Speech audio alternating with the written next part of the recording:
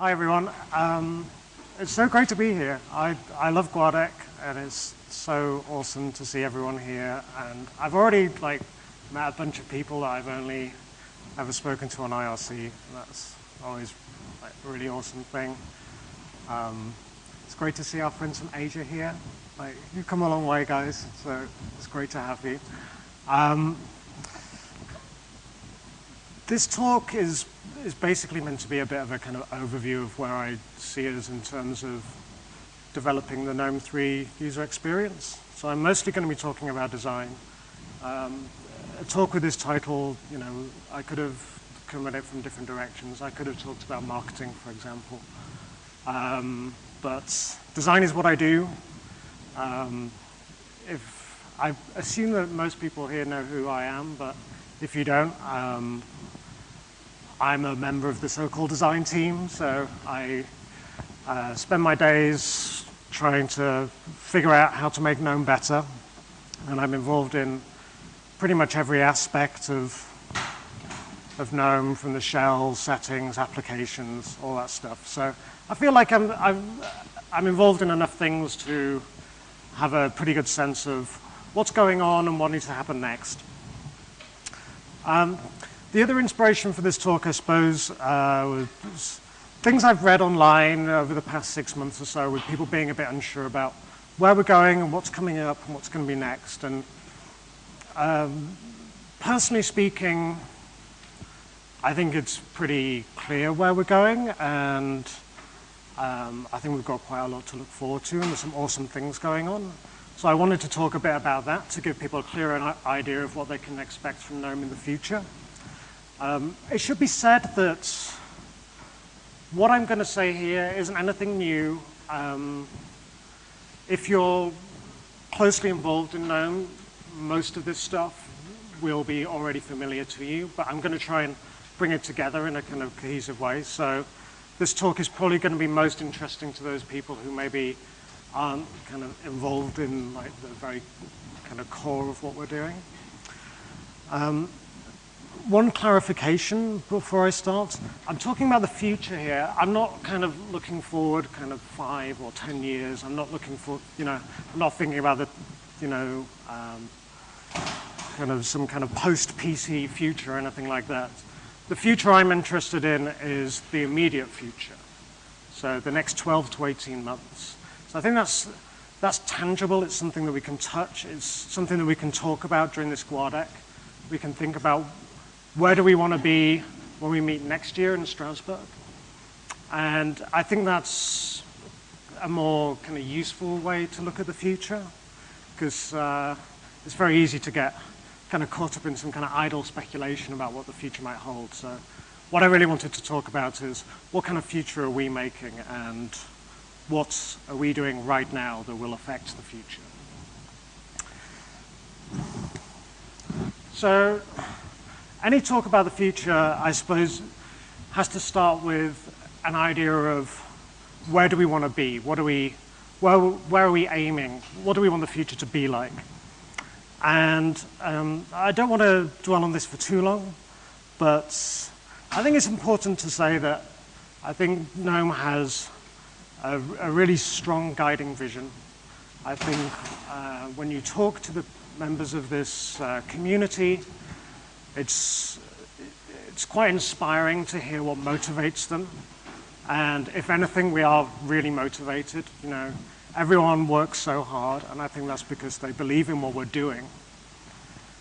And I think the thing that motivates me, and speaking to other members of the GNOME project, what seems to motivate other people is the idea of freedom. And I think that's really essential to what we're doing. And when I talk about freedom here, I don't just mean producing free software. I don't mean releasing code that happens to be GPL'd or conforms to the free software definition in some shape or form. I think to GNOME, freedom is more than that. It's about being independent. So, we don't have, we're not owned by a particular company. We have an independent foundation, I think these are really important both to how we work and what we're trying to achieve. And that is to create software that anyone can participate in equally. Everyone has the equal opportunity to participate. And I think what I've experienced personally, and I suspect what lots of people in the room have experienced, is the amazing potential that that has for creating opportunities, both opportunities for individuals and for companies and organizations. And what we're aiming to do in GNOME is to extend those opportunities to as many people as possible. We want to put free software in people's hands, put it on their machines, let them touch it, let them use it. And I think there are very few free software projects that are trying to do that in the way that GNOME is. We work across the stack, we work with other organizations to make this happen. And so when we're thinking about the future, I think the measure that we use for ourselves is, are we advancing that cause? Are we bringing free software to more people? Are we making free software more relevant? And so when I go through what we're trying to achieve, I think that's what we're trying to do, right?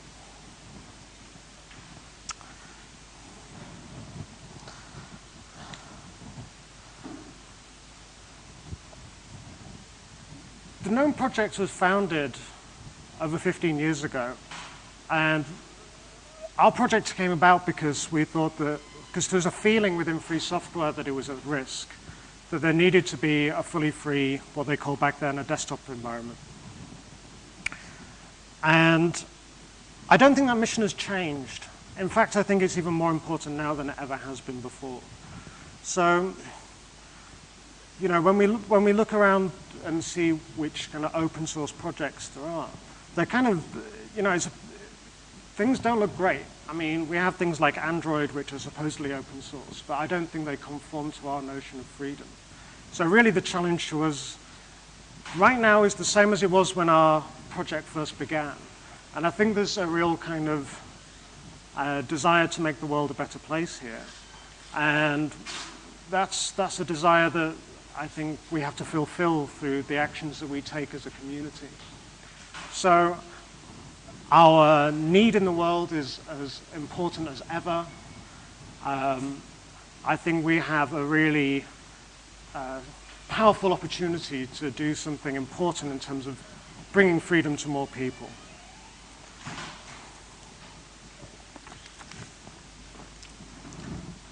So let's, you know, I think the important message there is that, you know, we can believe in a better future that we can make for the world, and GNOME can be a part of that. So that's kind of where we want to be. So the question then becomes, well, are we moving in that direction? And I think to a large extent we are, and we've made some amazing progress. And there's a lot about the future that we can be confident about. You know, there's a lot of really cool stuff going on in this project, and we've established a really good track record for ourselves. And the key requirement, I think, for us is to make sure that GNOME 3 continues to be relevant, continues to be interesting. We want more people to want to use GNOME, we want more organizations to participate in the GNOME project, and we want more people to want to distribute GNOME. And I think we're doing quite a good job at that, to be honest. So one thing we can be confident about for the future is that GNOME 3 will be even better than it is now.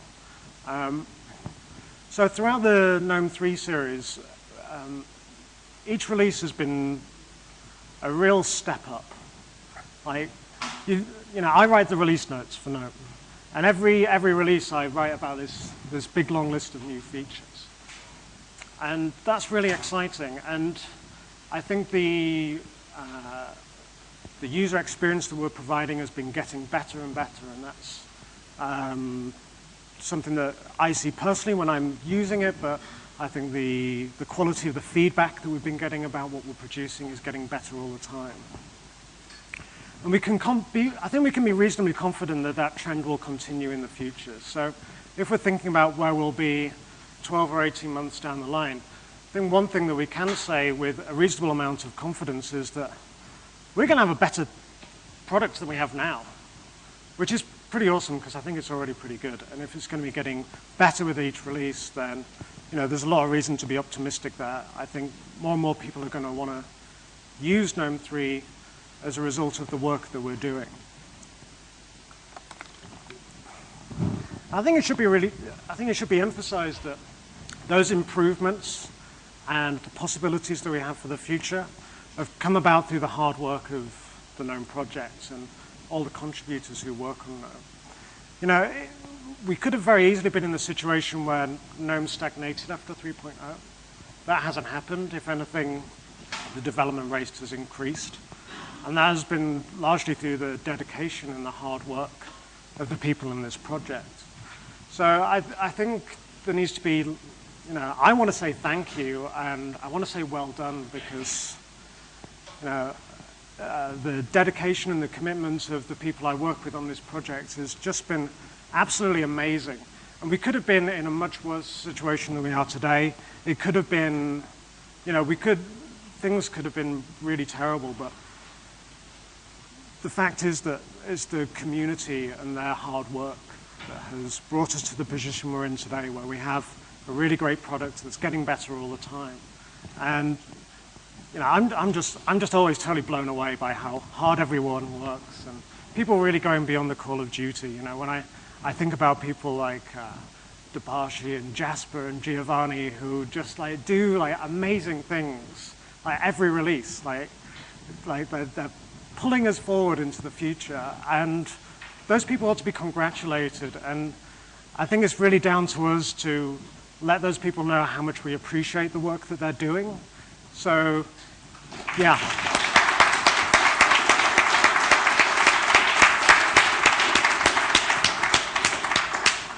So if you see any of those people at this conference, buy them a beer. I think there have been a lot of promises for beer, particularly for Florian. I think he's going to be suffering if all the promises actually become true at some of these parties we're going to have. So, well done, keep going. We're going to be getting better all the time. I think the next thing we can be confident about for the future is that at some point GNOME 3 will be done. All right, that's kind of, I don't mean done in the sense of we can all go on a permanent holiday because there's no more work to be done. But it is true to say that GNOME 3 is a work in progress. And I think if you're less familiar with all the initiatives that we're doing in GNOME, it looks like each release we have a random new set of features, and we change some things, and it's like this kind of 6-month churn. But in actual fact, what we're doing is we're building something.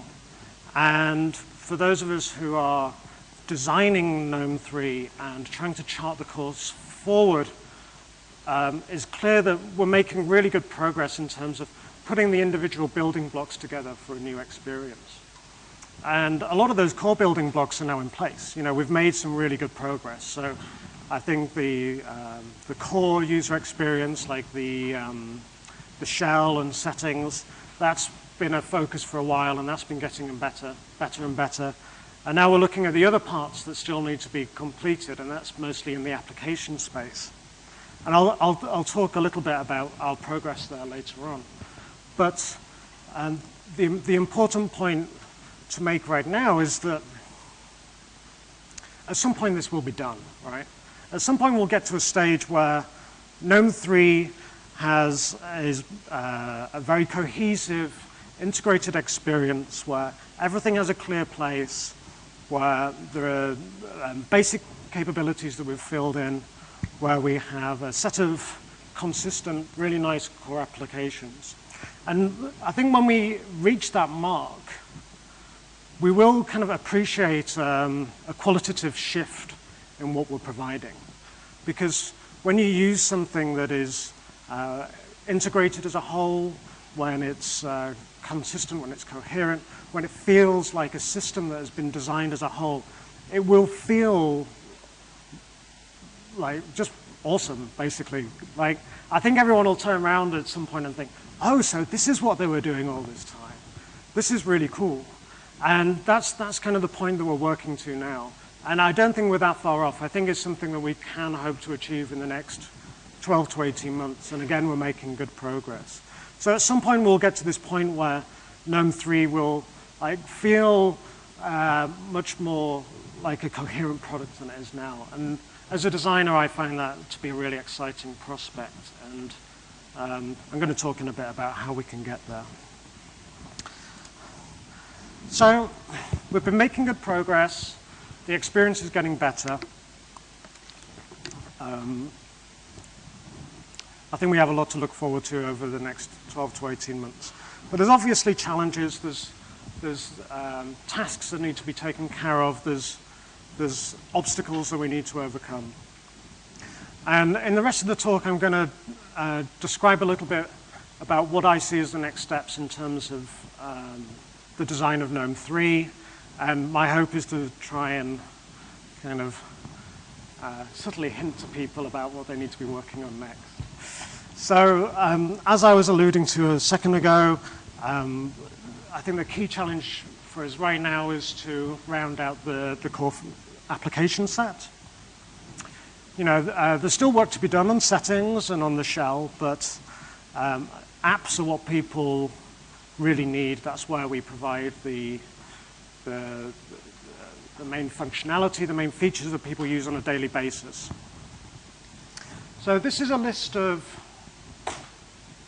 the existing core application set. And I've kind of grayed out the applications that don't kind of exist yet. And by exist yet, I mean haven't been released as part of the GNOME release. So there are some things in here that code exists. You can run these applications, but they're not something that we bundle up and allow people to install just yet.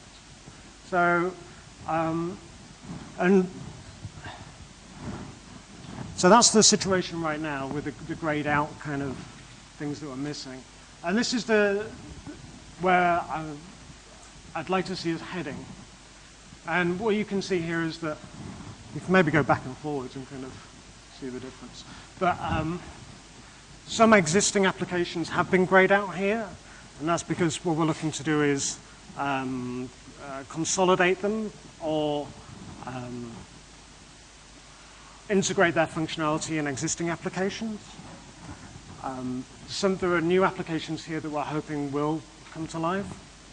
And I'll go through this in a little more detail. So this is my kind of to-do list for the core application set, and I've divided it into 3 categories: missing, forgotten, and rogue. So the missing applications are things that we don't have in any shape or form right now. And again, what I'm talking about here is in a state where they can be released. So there's music, photos, software, notes, transfers, calendar. Now we don't need, some of these are probably lower priority, but the ones towards the top of the list here I think are pretty high priority. Maybe if you ask someone else you get a different answer to this, but that's the way it goes. It should be said that we're making fantastic progress on this. I mean, if we talk about having vision and direction, I mean, this is a really good illustration of how we're working as a community, because there's a lot of applications on here that are actually being worked on and aren't that far from release. So music is happening, photos, software, notes, calendar, all of those things exist right now, are under active development. So like, that's 5 new applications straight away, which is like pretty amazing when you think about it. So the second category of applications that I think we need to be working on are the forgotten apps, the apps that time forgot. And there's a few of these around GNOME, and they're kind of, you know, they're gathering dust, and they look a bit like they're from another era. And I think one of the challenges for us as a community is to make sure that these applications don't stay forgotten forever, because one of the important things about providing a really high quality user experience is making sure that every aspect of that experience is of high quality. You know, it doesn't reflect well on us if someone is using the apps that they like and then they use some utility and it's like, whoa, what's this? So, and particularly some of these applications down the bottom of the list, they've got very little attention in recent years, and I think that's because, you know, they're little utilities that people don't tend to use a huge amount, but it's really up to us to make sure that we get them up to scratch. And it should be said that we have designs for all of this. So if anyone wants to work on any of this, then please do. And we will give you guidance. We will give you mock-ups. We will and hugs and beer and everything else. About the two applications at the top of this list, I say forgotten. Sorry, Bastian. Bastian is working on videos. That is happening. So I don't mean forgotten as in, you know, the maintainers have forgotten. They're forgotten in terms of looking a bit old-fashioned. And then Rogue, which is possibly, I could have put that better. It's not meant to be disparaging, I promise. So these are the applications which I don't feel should be in the core application set as they are now. Some of these, what we want to do is consolidate them. So for example, the system monitor and disk usage analyzer, their scope is similar enough to combine them into a single application, and we've got some rough designs for what we're calling usage. So that'll be really nice. Just cutting down the number of little utilities that we have is generally helpful. Things like file roller is something that we'd really like to just integrate that directly into Nautilus. So if you're not familiar with it, file roller is for archives, for extracting them and opening them and that kind of thing. And I think we actually have a GSOC student working on that this summer. So eventually I'd kind of hope that file roller would kind of just disappear. And you wouldn't, I mean, it can exist, you know, it can carry on existing for people that want to use it, but we want native support for that in Nautilus, so people don't need a separate tool. And likewise for events and IVenome, they definitely have a future as applications, but I think what we'd really like to do is integrate their functionality directly into files. So that's where we do previewing and viewing, and that would again mean fewer applications that people have to deal with, be more convenient because it's integrated into the file manager, and would hopefully free up the developers of those applications to maybe do more interesting things than they're doing now. So that's kind of one of the major to-do list items right now, and there are definitely applications on here that are in development and need a helping hand. I think like notes and calendar are good examples of that.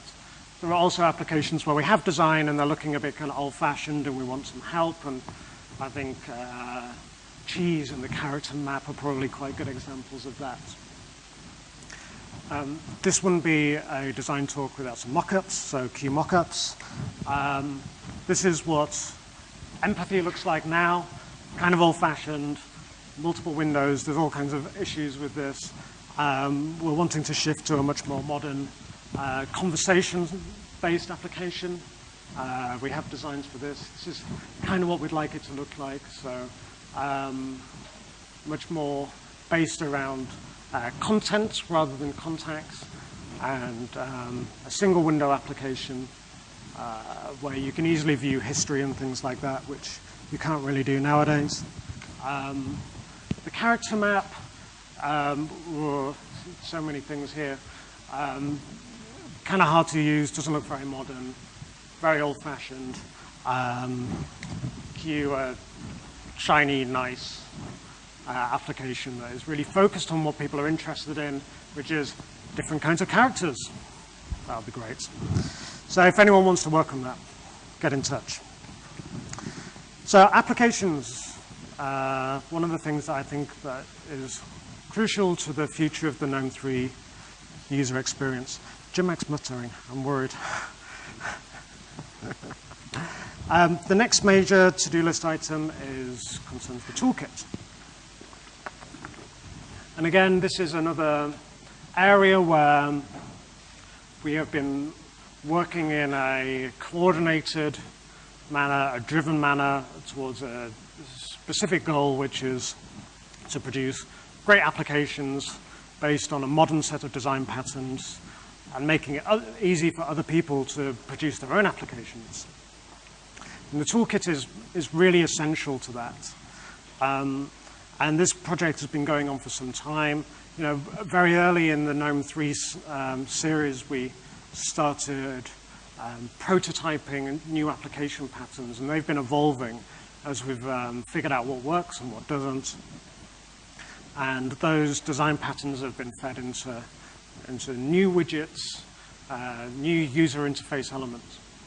And a lot of those have started to appear now. I mean, we're making great progress. Already in GTK, we have new widgets like the list box and revealer and stack, if you know what those things are, which make it much, much easier to create a modern GNOME application.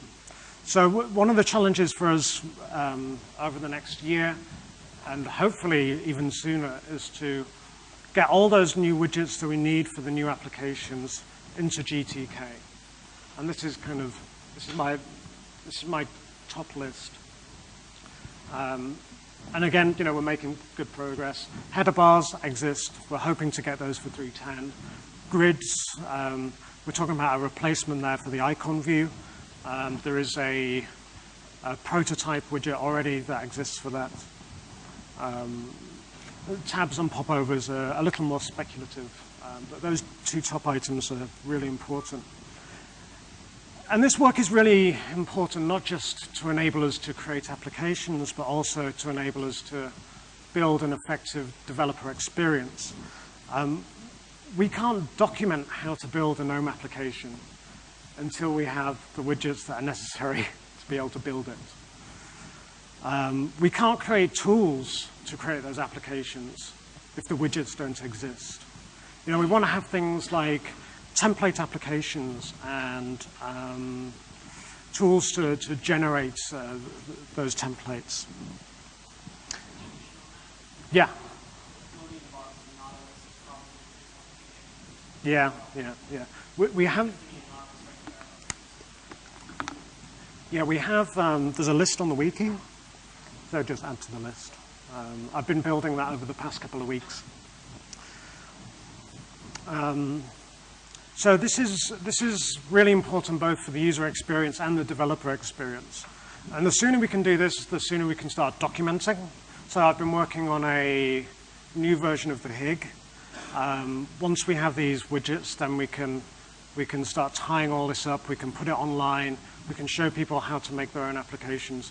And I think, people will suddenly think at this point, oh, right, so this is what they've been doing. They haven't just been kind of messing around and playing with new kinds of applications that no one else can build. And that's really important. So again, mockups very quickly because that's what I do. These are the header bars. You can see them already in some shape or form in some GNOME applications right now. It's essentially a combined toolbar and window title bar. And it has all kinds of properties which make it appropriate for a modern application. So one of the most obvious ones is that it cuts down on the height of the application. Traditionally we had toolbar, menu bar, and then window title bar, which was lots and lots of Chrome. So we have less Chrome. It's also designed to be much more dynamic. So something that you often see in modern applications is different views and paging and switching between different perspectives on content. The header bar is designed to allow this, so it will update depending on what you're looking at. And you can see this in the new designs. You know, try documents, try music or photos, and you'll get a clearer idea of how header bars fit into the picture. These are tabs, or a new tab widget that we've been working on from a design point of view. Yes. One of my tasks for this GWADEC is to sit down with John and Jakob and whoever else wants to join us and hash out the final details of the design. I think we're about 80% there, but this will be really fantastic. It's something we really need.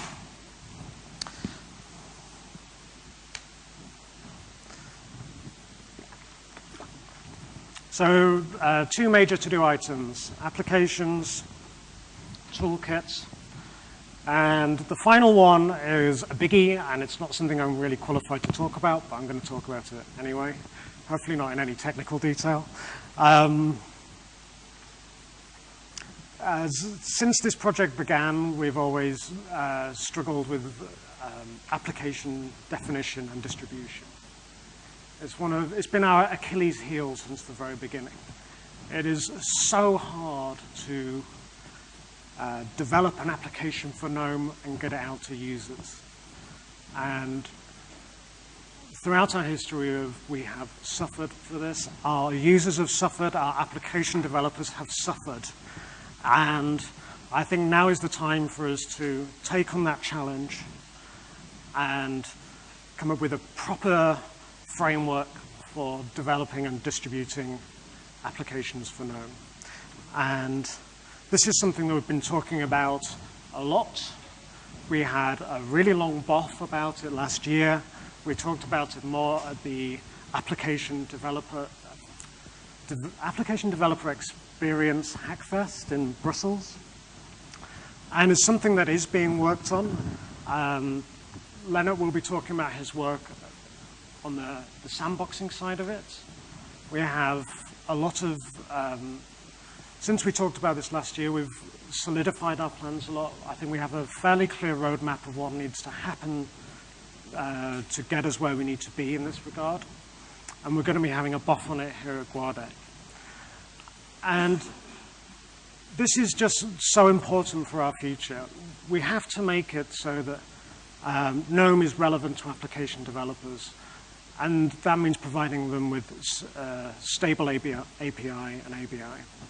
And there is a user experience aspect to this as well, because, you know, I don't think it's acceptable for us to be saying to our users that the application that you're using has a lifespan of 6 months. I mean, that's just crazy. And that's what we've been doing for the entire history of this project. So we have to sort this out for our users in terms of giving them stability in terms of the applications that they're using. The other thing is that we really need to take on challenges around privacy and security with regards to applications. Right now, our security story is just kind of non-existent, and the sandboxing stuff that Leonard is working on is key there. And I really feel that privacy and security are an important part of the user experience. And given that we're positioned as a free software solution, then we ought to be doing a better job at that. And this also has implications for the user experience in terms of performance and stability and things like this. Once you've sandboxed applications, you can decide how much of your system's resources that they get. You can make sure that focused applications can always run quickly and smoothly and snappy and everything else. This isn't something we can do right now. So if we can get all of these things in place, I think it will genuinely transform both the user experience and the developer experience.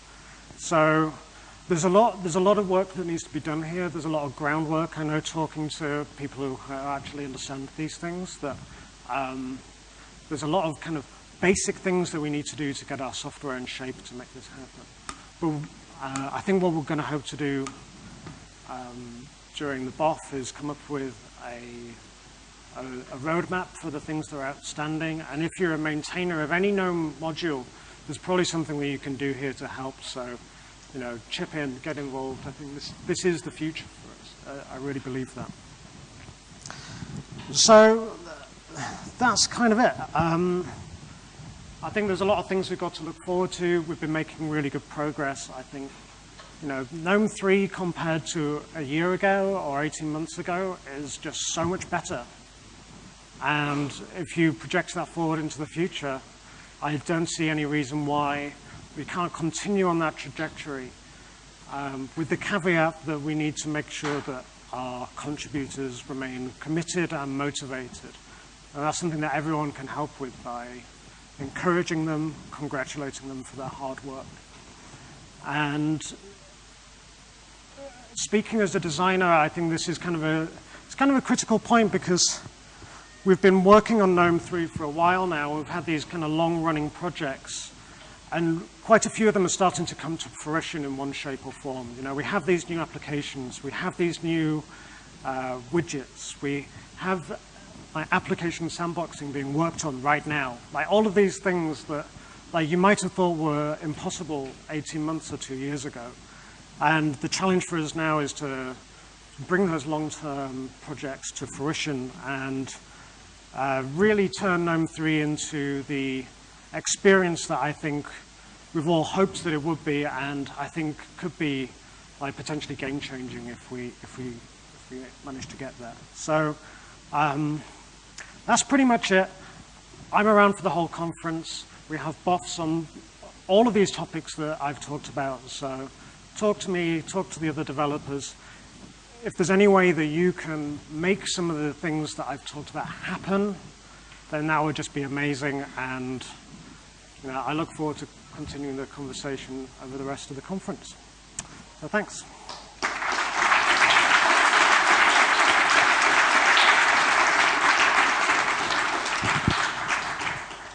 Do we have time for questions? Don't ask me about technical stuff. Any questions? Do you feel that the new tab design is to the point where it's microphone, video recording, things like that? With the new tab design, do you feel that's getting to a point where it's ready to start being implemented, or is it still kind of in the early stage? Because I know on like the tabs design page, there's still like a lot of options. There are, but I think all the key behavior is now decided upon. The one sticking point is the visuals. So what you'll have seen in the mockups is different visual treatments of the tabs, but in terms of actually how we want them to work, I think we're pretty much decided. And one of the things I need to do quite soon is document all of that. We've been talking about this for a while, but it's a hard design problem, and yeah, we've been dragging our heels a bit. But I think it'll be really, I think it's really important because the current tabs just, they've got so many issues with them. And they're really hard to implement as well, so yeah.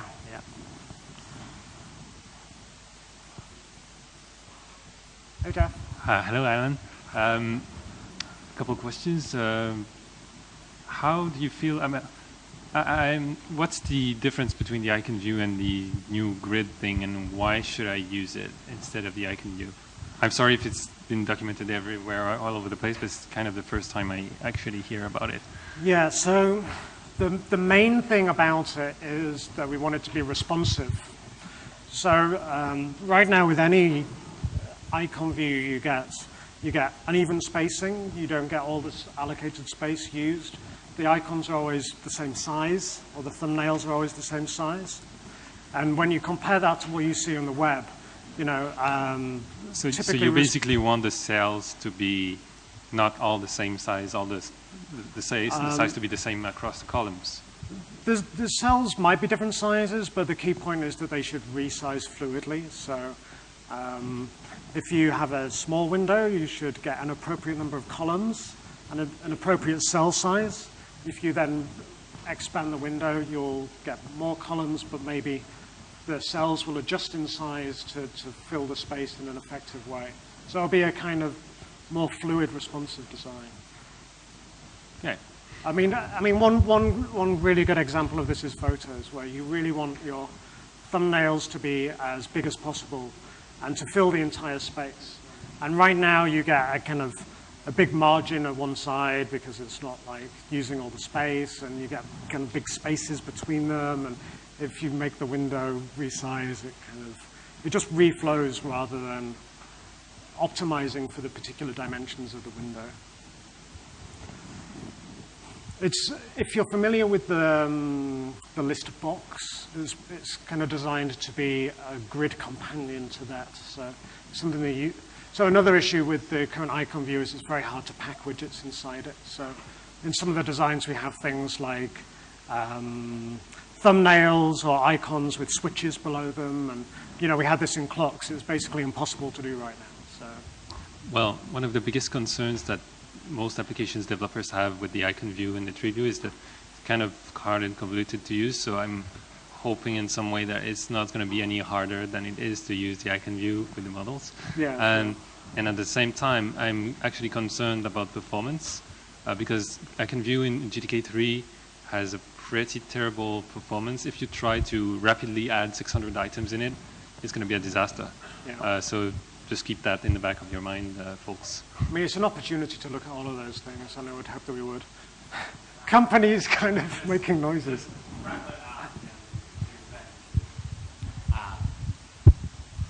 So the goal of GTK itself is to get rid of cell renderers, like not tomorrow, but everything like tree view and icon view is something that was a good idea 5 years ago, and we find the limitations of it now, and Listbox is the first step in the direction of replacing it and finding ways that we can do all the things we want to do.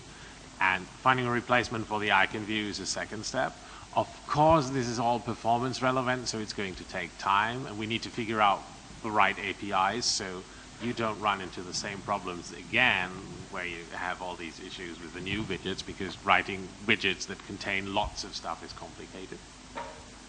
But we're going to throw away cell renderers and use real widgets, and then we're going to make it fast.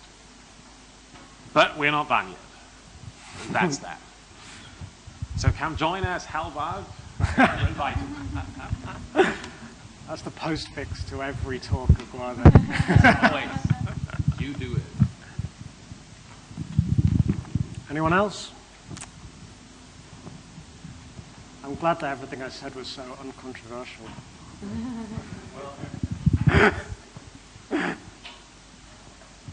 Right now. You want to pass it? Owen, behind you. I was just wondering about your thoughts about this morning's keynote and what I think Ethan what he said about the community and how to go forward with the GNOME project. What are your thoughts? I think I just said that in the talk. Okay. You know, I mean, look at the development progress of GNOME. I mean, each release is like pretty amazing. I mean, compared to some of the GNOME 2 releases, and we're doing so much more than we used to. And things are getting better all the time as a result of that. I think we've got reason to be optimistic on that basis, but you know, obviously there are challenges, and I think, you know, as a community, we're facing up to those. We've got plans. We've got kind of long-term initiatives that are going on and making good progress that aim to address some of the issues that we currently face. And I think that the challenge for us is to get behind them and just like keep moving at the speed that we have been. Yeah, because personally I feel GNOME, the GNOME community as like friendly and welcoming atmosphere, but yeah, apparently some people from outside the community don't agree. So yeah. Well, I mean, that's an old problem. I mean, you know, talk to Sri about this. He's been trying to deal with that since the GNOME 1 days, so there's nothing new there. I mean, maybe I should have given a marketing talk and we're going to talk about that instead. But yeah, I mean, we have work to do there. But again, I mean, the marketing team is more active now than it has been in years, and we're doing a lot of things with Squadec that will, I think, help with that. You know, we've got some great volunteers in the room who are blogging, who are going to be doing interviews, who are going to be hopefully doing some videos and stuff so that we can show the world that we're actually not like demonic and are actually real nice, friendly people. So, yeah. Well, yeah.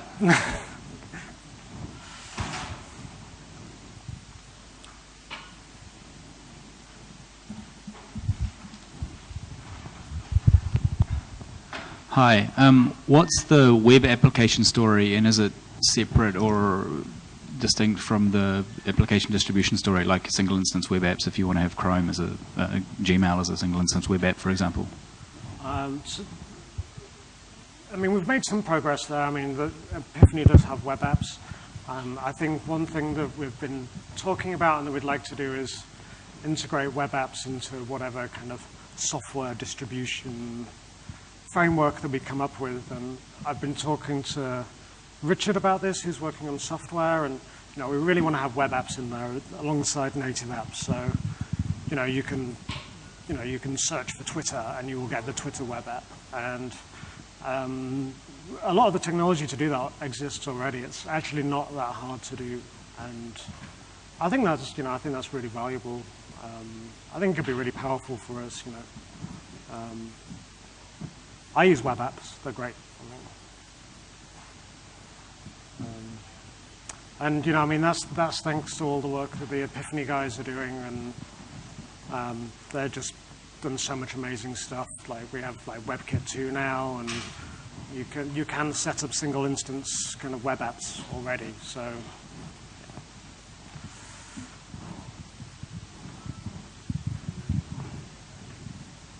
Andreas, do you want?